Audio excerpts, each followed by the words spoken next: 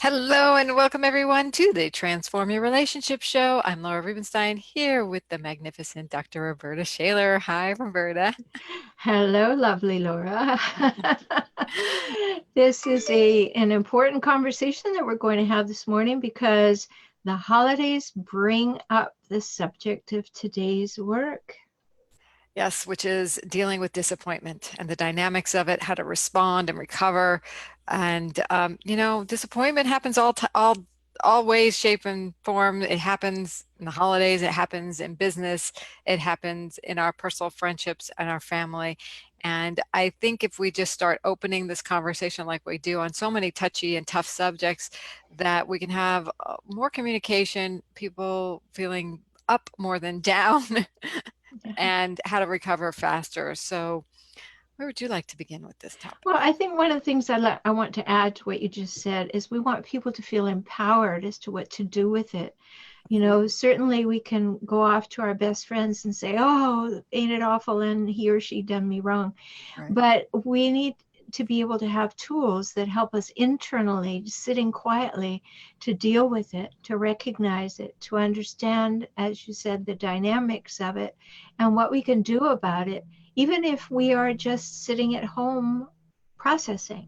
And we want to feel empowered, and that's how you do it. Yeah.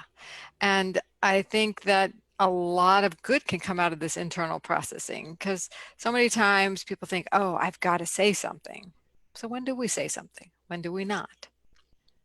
Oh, well, every relationship is different. The dynamics of every relationship is different. Everything that you expect from each different kind of relationship varies.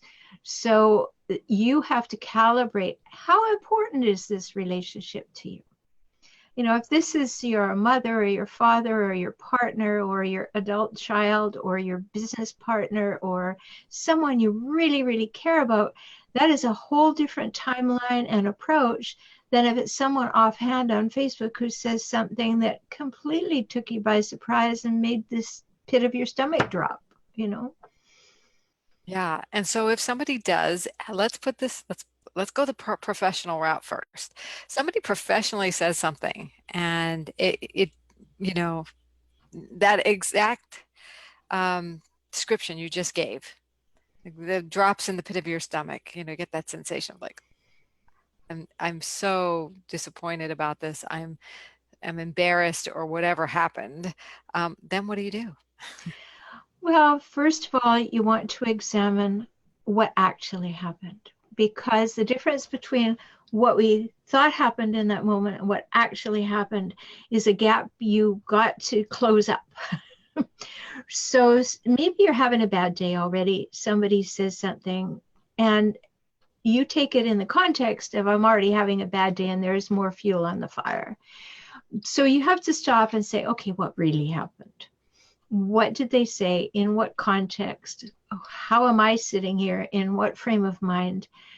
And you examine it from that point of view, which is not easy to do. But what it does is it allows you from going down the rabbit hole of disappointment to the degree that you're just feeling awful and maybe paralyzed. So the first thing to do is to quickly bring yourself to the place of what really actually happened, not just what I felt happened. Right. And I also find out people, personally, I go into a place of anger sometimes. It's like, oh, they did it to me again, Or or how dare they? yes, and that's actually disappointment but it got channeled into anger somehow because of what you're saying. It's the straw that broke the camel's back. It's the last thing I needed to happen on this day, right? Whereas in another situation, if somebody disappointed me that way, I would be like, oh yeah, no problem. Yeah, right. They're having a bad day. If they're having a Yeah. bad day, or if they, I can, they need to cancel on me, fine, I get it. I can go do other things. But if I was really counting on it, you know, or I need something and they disappoint me, it's going to make me look bad because they didn't get this thing that I need, then I get frustrated, disappointed, and want to retaliate or want to, like, how do we really figure out the best response? Right. Well, I want to answer that question in a moment, but I just want to respond to something that you said because we have to be 100% responsible for how we communicate. And, there may have been a bunch of things left out of when we communicated originally. And we tend to speak in shorthand because we believe everybody has the same thoughts that we're having at any time. So when we're talking professionally, we need to go the extra mile and say 2 or 3 more sentences. Like, this is very important to me because it will reflect on all the people in my group, and I know that they're waiting for it on that particular day. Are you sure that's convenient to you? That will work with your schedule and that you understand how important it is. Those extra miles, if you like, that you go in the communication originally can certainly save you from having the disappointment later. So I just wanted to put that in there. It's not going to help the pit of your stomach at that moment. But, No, it's already too late, and didn't preamble that. Then right, and they disappoint because they didn't get. And even if we did say that, they still may disappoint. Then right. then I'm extra mad. Yes, because you did everything that you could and they still decided to drop the ball. Hmm. And it's still going to have those negative effects on your life or your work, so you think. So let's start with realism, what actually happened, not what I'm feeling so much, but jump into thinking, because when you go into your feelings, like, that could be a long way down. So jump into your head for a minute, what actually happened, and then why does this feel like such a betrayal or disappointment? Why is it? What was I invested? Like sometimes I'm the kind of person, and I know you are too, Laura, because we've known each other so long, is that if I say I'll do something, I'll do that, even if I'm crawling on my hands and knees through broken glass that's on fire, right? Right. If that were possible. Um, and and I will do it, or I will communicate way ahead that I can't do it, or as soon as I know I can't do it. But still, other people don't behave that way.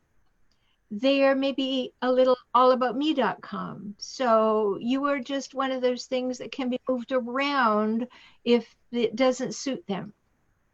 And we've all had that happen, whether that's in business or personally. Like, you all of a sudden feel like chopped liver.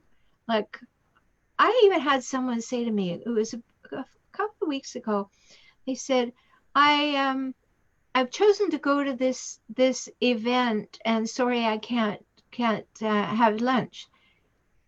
And I thought, okay, you knew about the event, you knew about our lunch date, you made a decision in favor of our lunch. Oh, now you're changing your mind.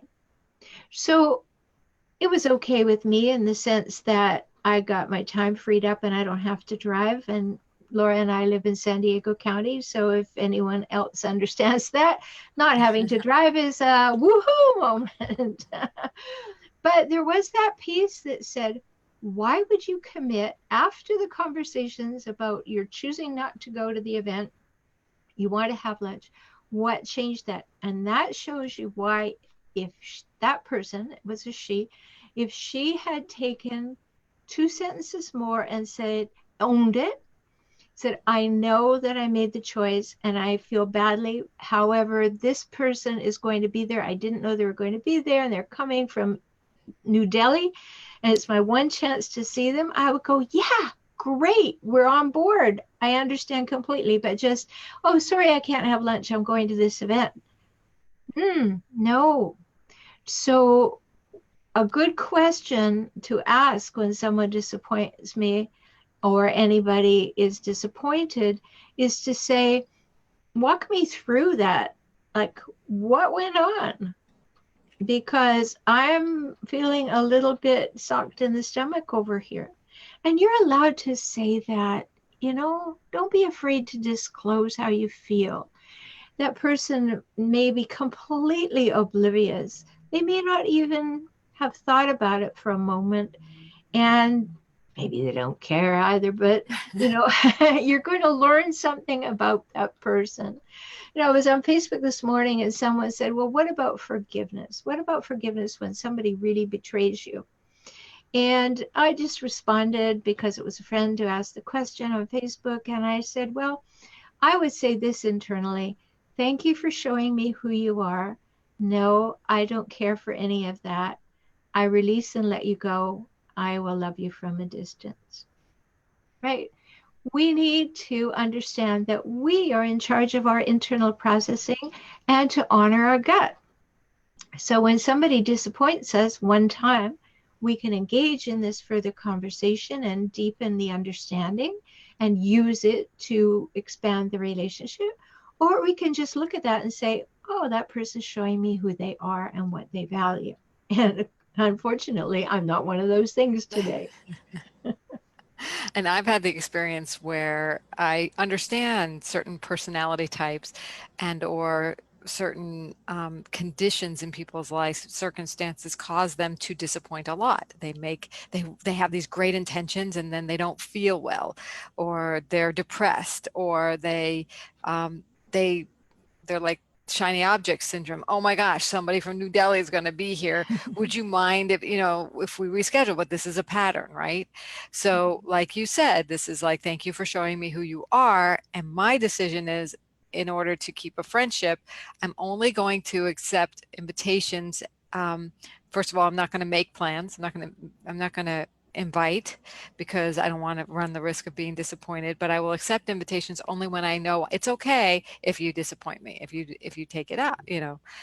So there's, because I have to protect myself. I don't know if this is a great strategy, but in a certain circumstance where I do appreciate the person, love the person, but I can't put myself in this continual disappointment and having my time wasted, um, or risk that. And where I could have made other plans, that's Mhm. one way I decided to deal with a certain type of situation that I learned. I learned that person showed me who they are. There's not a good, bad judgment. It's just like, okay, well, this person likes this flexibility.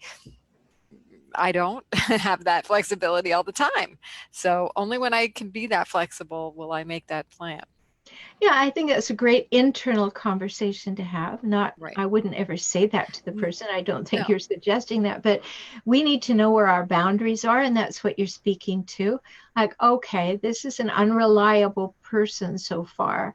So until that person shows me that this is not a pattern, that's not a characteristic of them that is going to be repeated, I will just go with their invitation where there's lots of latitude, and I really don't care if it happens or it doesn't happen because it won't affect me. Right.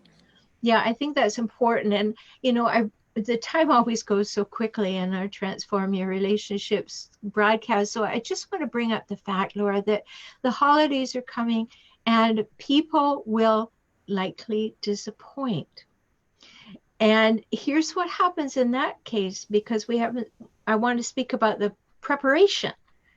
Um, there are people in your life that they behave badly or poorly or unreliably or disrespectfully or nastily. You know that. And the holidays are a time when we get together with some of those people and they're going to be in the room. So we need to know ahead of time, like, okay, I know who these people are. And am I invested in them being different this year? Because that would be, yes, foolish, foolish, foolish. Don't do that. Don't go No, there. no, because here's what we do. Like, okay, maybe it'll be different this year. Maybe that person will have had some life experiences. Unlikely. They've already shown you who they are. They have pattern after pattern demonstrated to you.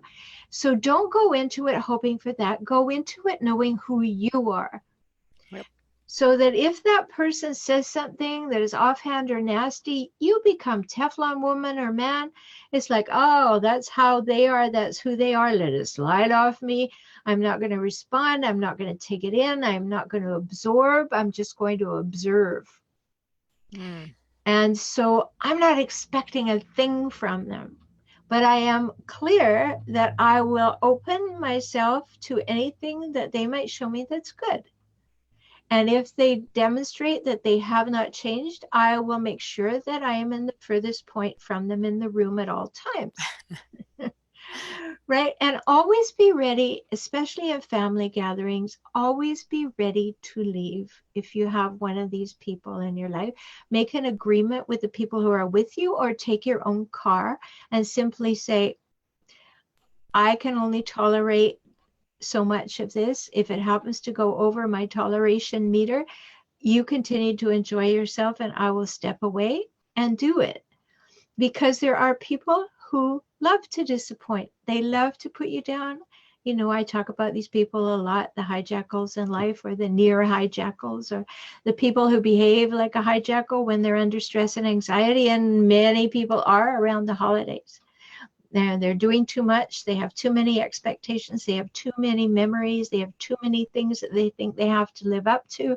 And they get very chronically stressed and go into anxiety. And then they behave their worst selves quickly. So just be mindful that you don't want to set yourself up for disappointment over the holidays by expecting them to be different. Right. Yes, and I love this Teflon concept and being able to, take yourself to curiosity of like, what's that all about? Mm, Instead of taking about it so personally, because it's really not about us. It's about them and their that's right. distress and whatever's going on in their inner working of worlds, which is just something to get curious about. It's like, that I don't need to take that on. That's something they're obviously dealing with something over there. And it's hard when you're really feeling connected with people. If you want approval, if you like to be liked by everybody, if you don't like to disappoint other people. But I think going to curiosity is a great little strategy. It is. And, you know, if you want a little pre holiday read to set yourself up for this, to create that Teflon, go to your favorite used book outlet and get a copy of What Other People Think Is None of My Business. That's But great. yeah, Awesome. my friend Terry Cole Whitaker wrote that. And it is an old book, but a great book. Awesome. Great Right. suggestion. Oh my goodness. All right, richness here. As usual on the Transform Your Relationship show, we're all about you getting that peace, freedom, and ease in your life and feeling really empowered in your relationships and really fulfilled. I really like that word that came to me yesterday. So you can find Dr. Roberta Shaler at forrelationshiphelp.com. That's FOR relationshiphelp.com. And you can find me at transformtoday.com. Yes, and there's so much there for you on Laura's website and on my website. I really want to help you understand how to work with the relentlessly difficult people in the world. And it will only help you better understand the people and be grateful for them if they're not relentlessly difficult. And I'll help you get the messaging out to your masses of your market and help you grow your businesses one relationship at a time. And you do a great job of that. So, everybody, you're ready now to handle disappointment like a champ. So, be prepared. All right. And I believe we're going to be back after the Thanksgiving holidays because in 2 weeks it's Thanksgiving week. So have a wonderful Thanksgiving and we'll see you in December. We will indeed. Bye for Happy now. holidays. Happy holidays.